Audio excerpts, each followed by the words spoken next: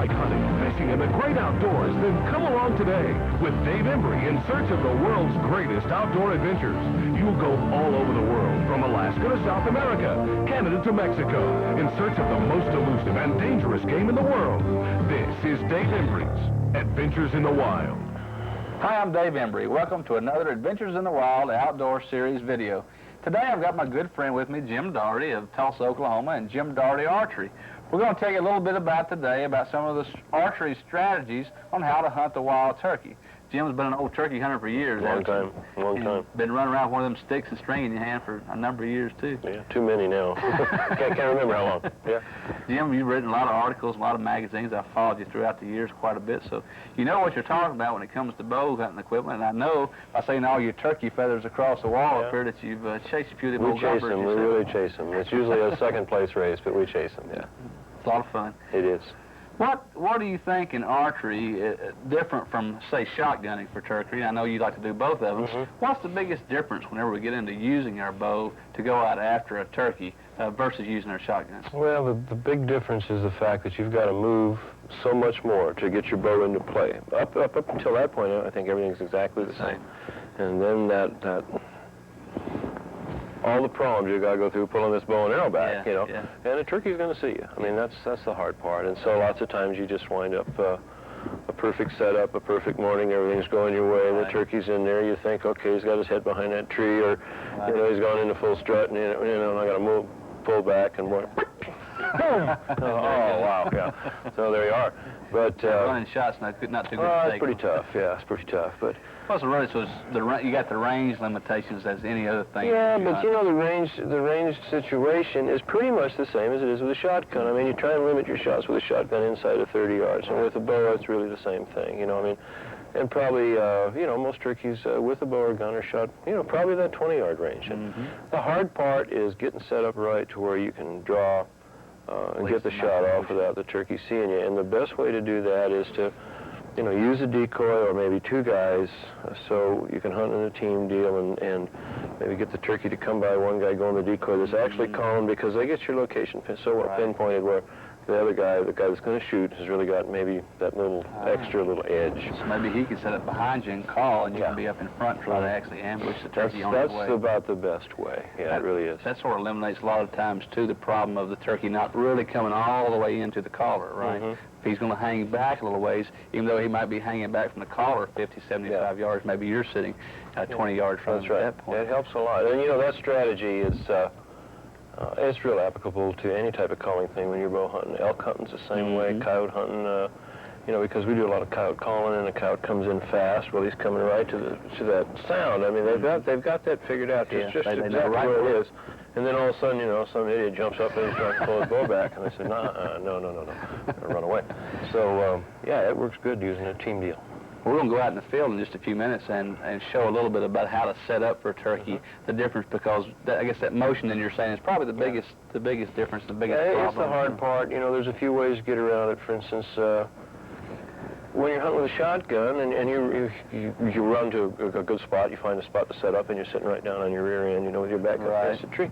If you use something like a portable stool, then you're in a better position to draw your bow. I mean, you're almost in a position where you can have the bow in your hand, you can have the tip resting on the ground, and, you know, you try and pivot and get the thing set up so, you know, if the turkey's coming in and you're not facing the turkey with your bow, I mean, you're kind of turned this way if you're, like, on left-handed, you know, so you can draw that way. You try to keep, you know, planted ahead. Least amount of motion. He's going to come in over here, right? Well, he's not. You know, but at least you think he is, see? And then you're going to be looking for him over here, and you're going to look, and he's right there. We talked about decoys. You've got one sitting here on the counter. You want to grab him and pull him in? This is Jezebel. This is Jezebel, okay. Now, the decoy, you know, this is a full-bodied decoy, and the legs will break off of it, and it's got a rod in here, and you can stick it right down in the ground. So it's kind of, you think, well, it's kind of hard to carry something like this around the woods. What it really is, and you use a turkey vest or something, stick it in the back, and they come with a carrying bag. But, and I know guys who carry three, okay? I mean, they figure if one's good, three's better. I think probably one or two, or three or two would probably be better than one. But do these really work? Oh, yeah, they really work. Probably, when it comes to bow hunting, the thing that has been The biggest single factor in a guy's killing more turkeys today with a bow and arrow has been the use of a decoy. It really has. How would you use this in the field? What kind of location are you looking to place? Well, this you try to get. You look at the country, and you know you've scouted the country and everything, Right. and you think you know where the birds are. And in some cases, maybe you've really got them pinpointed, but you try to get that decoy out there where the turkey's going to see it as soon as possible, relatively close range. So his attention. I mean, he's coming in. He's in love. Okay. Right. I mean, this is the first thing he's going to love her. He's heard her, and now he sees Right. her. So you try to get his attention riveted on her right away, and it's amazing what they'll do sometimes. They'll come in and they'll just go nuts. Yeah. And if they do, and then the turkey's he's strutting, going around, and ideally you wait till, you know, with his fan out, if he gets Right. his back to you a little bit, he's concentrating on the decoy. Right. You can say, okay, now I got a chance to And pull it helps the bow bring back that in. attention away from you. Then You're also trying he's to, already yeah, found what he's get looking him for. sidetracked, get him interested, or show him what he's looking for. Okay. You know. Well, would you take then the decoy with you possibly as you're going? Say we're going through the woods trying to locate turkey. We locate them. Then would you set up quickly with the decoy, or would you first try to know the general area? I think you can go turkeys are both ways. For instance, there's a lot of places that you'll be hunting, say particularly Rio Grandes, and they're roosting along a creek bottom or something like that, and historically they fly out, they go to open fields right off in the morning. So if you're in there ahead of time and maybe you're using, there's a good situation, use a couple, go in there before daylight, just like you're setting up goose decoys and you put them out and you got a blind built. That's one type of turkey hunting. That's when you really got some birds pegged. But just as often, you're going to be going through the woods, listening for a bird, or the turkeys don't really think you are, and say, well, they're over here, and then they gobble these down here half a mile, and then you got to go dashing through the woods. So you've got to be flexible. Right. You know. What about placing? I know it's a little bit different shooting a turkey with a arrow. There's a couple of different things to consider also. I guess one thing is that you can fly off with your arrow, and there's a little bit different shots you'd take too. What would you recommend on this bird trying to take the shot? I know that this one is not in the strutting position. Well, if you've got the perfect situation, I think shooting a turkey in the back is the best. I mean, because you're going to break it down pretty well. When you shoot at the side of a turkey and you got a broadside shot and your heart and lungs and everything up here in the shoulder area, that's kind of high center, and you don't want to get an arrow too low. You're just going to go through the breast meat and not do anything. The perfect place, if a guy could shoot him every time with a bow, would be just like when you shoot with a gun. It'd be almost head on, where you're shooting at their head, but just like trying to put it right above their beard. But you're never going to get away with that kind of a shot. Right. The broadside shot, try and stay on the high side of center, and you can't get too high. You're going to go over them. Shoot them in the back, I think, is best. The straight-on shot is the hardest one. So then the bird is gobbling and he's turned facing away from you. Then fanned out. Okay. And No, even if he comes out of full strut and he just pops down, and historically they do that. And the gobblers always stand up pretty straight. And you're not shooting at like this hen. She's mounted her in this decoy. She's in what they call a ready position anyhow. I mean, it's just a position a tame turkey gets in when a gobbler's coming after. But an erect bird is going to be a lot higher. Well, you've got a good shot at the back of the bird. He's not like this. He's like this. Right. And that gives you a real good angle for an arrow. Okay, good. I know there's some different types of heads that you can use to shoot a turkey with too. I know you got you use your standard broadhead, was that what you would recommend? I really do. I think I shoot a pretty big lightweight broadhead, like the Maxi Chuckets that Hoyt puts out, or a Black Diamond, or the big Razor Rocky Mountain 3-blade or 4-blade or something like that. Something that's going to get a bigger whack. Yeah. But I've heard about shooting through the drumsticks. Is that I don't think that makes any sense, really. One thing that does make sense is using a string tracker, especially if you've got relatively close shots, because inside of 20 yards, you don't even know they're on there. Right. And then you've got this line, because you're not going to get a blood trail necessarily as fast, or the type of blood trail you get like when you shoot a deer. Well, you're liable to fly a little ways and leave some of that string. Even if the string goes out 100 yards and breaks, you know, if you're crisscrossing through the woods, you're liable to find it. So I think they make a lot of sense.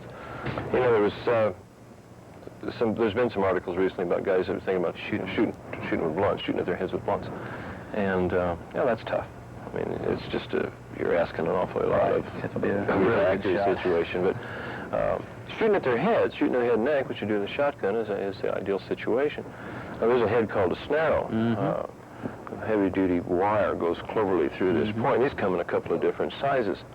And, you know, you got that thing moving out of a 60, 70-pound bow. I mean, there's a lot of impact there. And if I was going to shoot at turkeys and just shoot at their heads with something, then I would recommend that. First place, you just increase this, quarter-inch margin of error that we're going to shoot this turkey's head at 20 yards by, in this case, 4 inches, and or up to 6. It just about fits his head.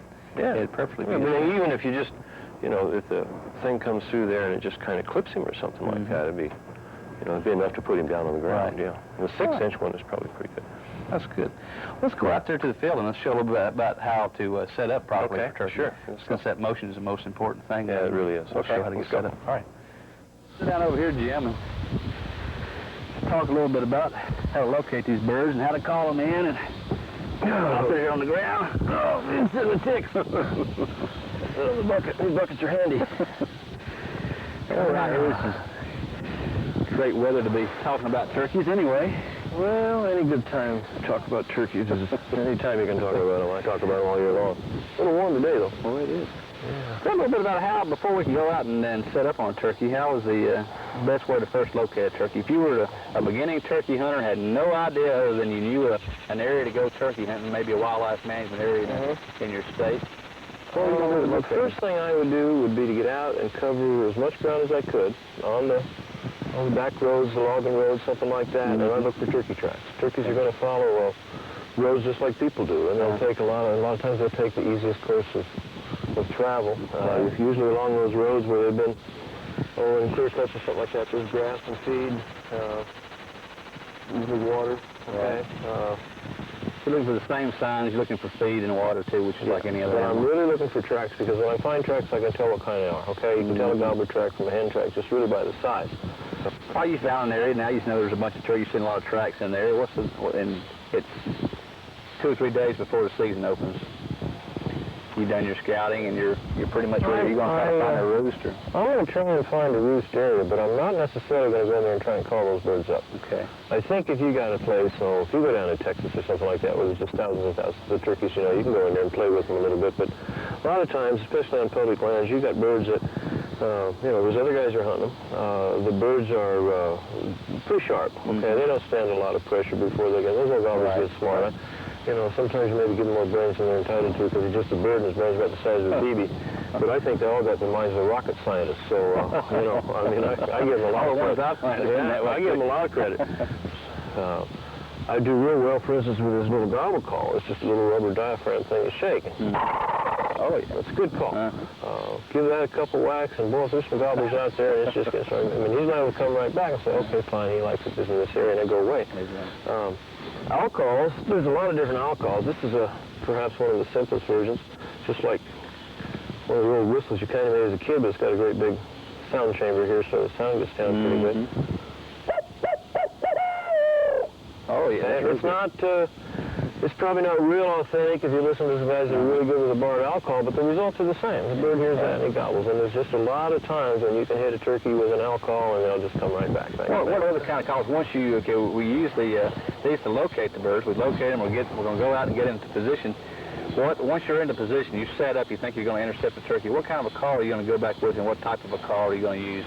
Well, I'll generally use a diaphragm call then. A lot of times I'll use a slate call or a box call. I think that really and truly the slates or the box calls have a more authentic sound. It's harder to tell them from a diaphragm call in the woods. I mean, I can usually tell another hunter on a diaphragm call, and a lot of times it's tough on a box.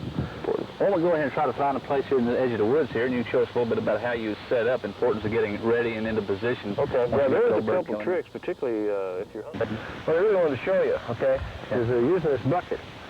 Okay, you're kind of silly sometimes running through the woods with the bucket. With a bow and arrow, it's really handy. You get yourself in a good position, and let's just say that we're setting up to cover this opening because I figure the birds are going to come up this creek. Okay, now I've got the bucket. I get all set down on it. I've got a pretty good angle to turn, all right? But I really think that I'm going to have my shot in this 180 degrees sort of right out here. Okay. So I don't want to be facing this way looking at it. Right. Because then I'm going to be shooting this way, or I got to go whoop like that. Right. So I may be wrong, okay? And with a swivel seat, I can still turn, keeping my bow up. If I was down on my rear end, I wouldn't have a chance, okay? So this is the super deal. This really is. You just get your bow set in here like so.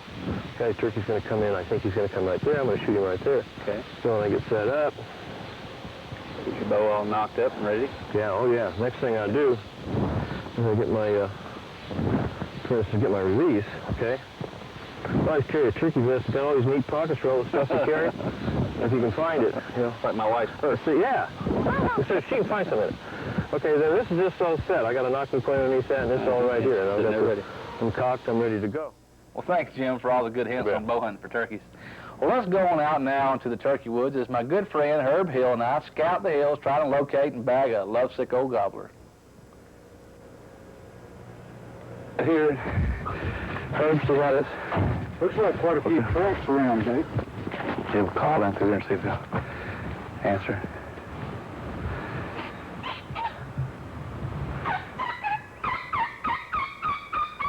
You got a special little call there you use a little different than most calls, don't you? What is it? Yeah, this is a wing bone of a turkey. Uh-huh.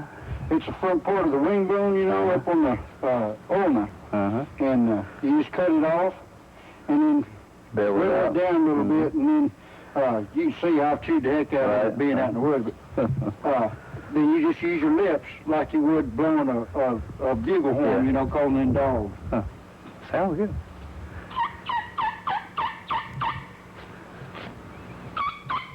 There he is, here. Yeah, I hear him now. Yeah. Hey, gobble. Yeah. We might be able to sneak over there. Like I say, there's quite a few tracks around, Dave. See if he'll call back one more time. There he goes. Yeah. He's back. It's like it's a ridge right there. Yeah. There's two ridges here, and then as you go over there, I'll bet you he's right on the other side. He's probably still feeding. It's still pretty feedable right now. Let me get my bow and we'll go set up a little. All right. Get that bucket for me if you would. Yeah.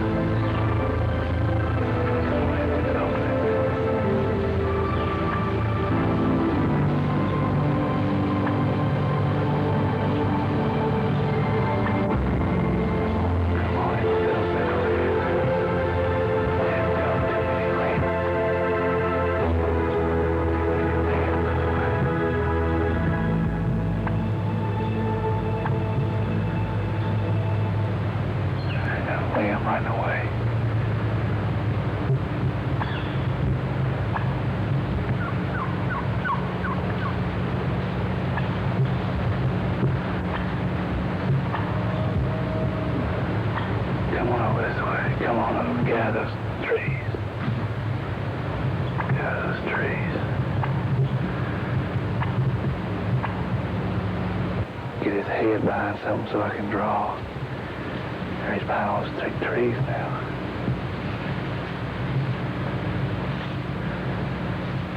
Come on, bird. Can't believe you haven't seen me yet. Get your head behind that tree.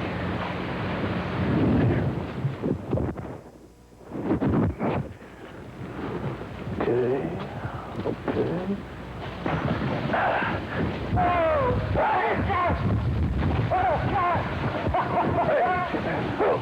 Get down, Buzz. Get down. Oh, man. He didn't go far, did he? I couldn't do it. It went right through. Woo, Lordy mercy. I kept waiting. I just knew he was going to see me when I drew. I had to keep waiting. He got behind that big thicket and stuff right there, right by line. Oh, that was it. Quick, clean kill. Oh, yeah. Oh, that was great. Woo. Looking bird. I tell you, that is Well, I mean, that's a great shot. nice beard on that dude, too, isn't it? Yeah, he's a good-looking bird. It's about right at 9-inch long beard. Not bad at all for both. He's got a lot of curl in it. Look how old he was. He got gray on him. He was a rather old bird. I bet you he goes 25 pounds. Let's see. Oh, my gosh. Full, good, nice, big, mature bird. Beautiful, beautiful gobbler. Well, he's nice. Oh, Look at the bird on him. Yep, I'll tell you what, that beard is, it's curly, but he sure is long, really. He's an old boy. I aimed right for the drumsticks, you know, go right across the top there, and it put him down fast. Come right on through. Right. Where's the arrow? There's the arrow. Right over here. Throw this dude over my back here. Look there. Here's the arrow right here. Yeah, it's That's a real good shot from where you're at. Oh, that's beautiful. I just knew that I'd done picked a place. I thought he was going to get away from us there for a while. When I heard him calling, when we first heard him calling back over there, I thought for sure he was going to come back over that ridge. Now, I thought it might have actually been too far away, because I thought he was going to come back down to this little opening right here. But instead, he come back around across and worked his way. Well, I'm too, you know. But if you look from here, you see all those trees just lined up between me and him, all that brush. He couldn't see me draw, and this camera really did the number. The camouflage, the camouflage this time of year, especially in this country, it's a charm. It's good stuff. Let's get this bird back and get him ready for the pot. Yeah. Great. Here's my bucket. Yeah. That's like a bird like that, huh? Yeah. Well, I tell you what, that's a nice bird. You know, there's more out here. And, you know, we got... 3 tags in my pocket. Yeah. See, spring birds, 3 tags here. Yeah. So let's go find some more still. Hurry, let's go. Right. Stay there. Come on over this way.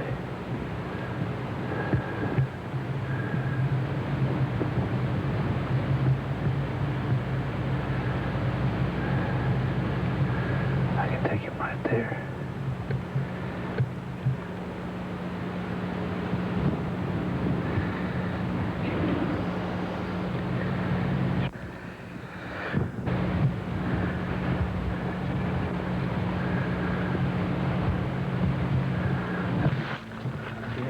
Let me focus in on it. All right, you ready? Do it.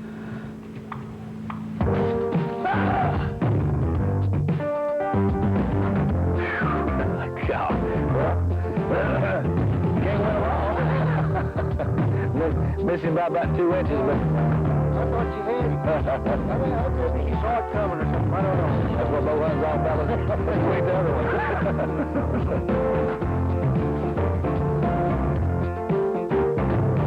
Guess that's what bow hunting is all about. First, you get to pick out all the bows and all the goodies that go along with archery. Spend endless hours tinkering with everything to get it all set up just right. Practice till your arm and back muscles either get in shape or just quit totally. Then go out and blow a perfectly simple 20-yard shot on a turkey. But remember, it's all the above that really makes hunting what it's all about. Enjoy yourselves with the sport and hobby, and please don't measure your success by the game in the bag, but by the warmth of your friendships and the experiences of nature. Thanks for coming along on another Adventures in the Wild video. I'm Dave Embry. See you next time. I like to know that big black bears still roam the forest floor. I like to know wild turkeys strut and gobble as before, that racing graceful antelope still run the grassy range, and dancing prairie chicken boom and stamp across the plain. I'd like to visit meadows with herds of bugling elk. I'd like to stand with bighorn sheep upon their rocky shelf, to see the wood duck settle down, see beaver and much more. I'm so proud of what we've done, America's wildlife to restore.